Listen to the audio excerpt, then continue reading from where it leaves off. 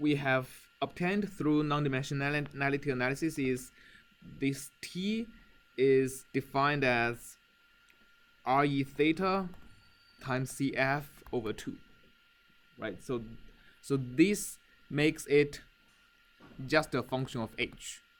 Okay.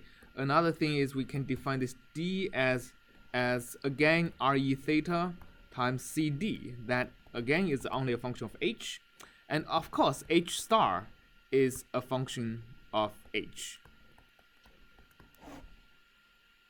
All right. So these three functions are what has been shown over here. So so this is the T. This is how the skin friction coefficient normalized by RE theta depends on H. So for small h, there is a lot of skin friction. For larger h, after h reaches 4, you can see this T becomes negative. What does that mean? It's separated, and the skin friction is towards the upstream direction, right? Instead of flow dragging the wall, dragging the solid body downstream, it is now pulling the solid body upstream. All right, so this clearly is a point of separation. Okay, and also you can see at the point of separation the direction of H star changes. And we also have this D, the dissipation coefficient, and by definition it has to be always positive, right? So dissipation is in laminar flow is the square of the du dy, right? So it's always positive. So that's what is shown over here. For very energetic boundary layer, it's larger, but over a pretty wide region, it's almost constant. All right, and for very highly separated flow, it starts to go down. Actually, what I'm plotting here is not the D, but D divided by the energy shape factor. So what I'm plotting is the ratio between D and this guy. Okay, and it turns out it's a lot easier to fit this function than just the raw D. So what I did is I used the Matlab curve fitting toolbox. I fit the HS as a function of H. Okay, so this is H star as a function of H.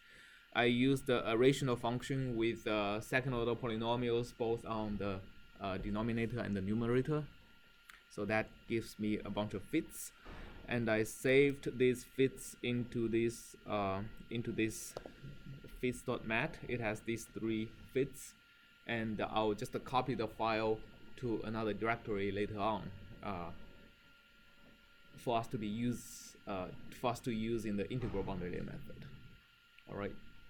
Is it clear what we are going to be extracting from the Faulkner scan equations and use later on? All right. So if you look at this, it's fit D. It's a model of a quadratic equation in the numerator and the cubic equation on the denominator.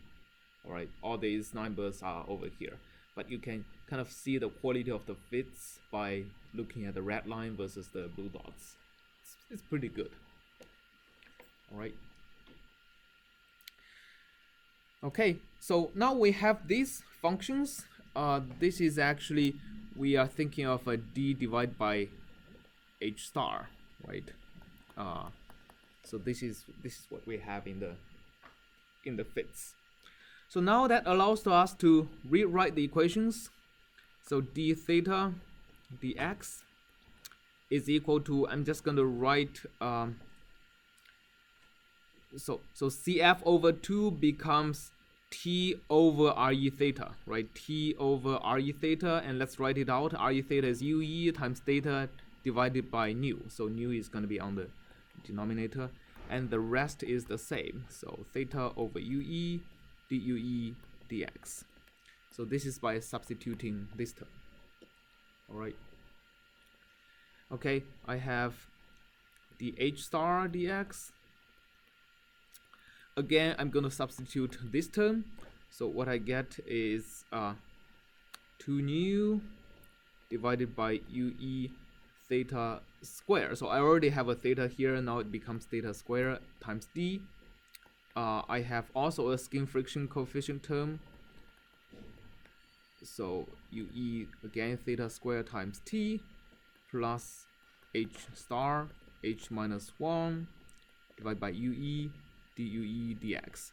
So this is the same as the equation I wrote before, just using these closure terms rather than the raw terms like CF and CB.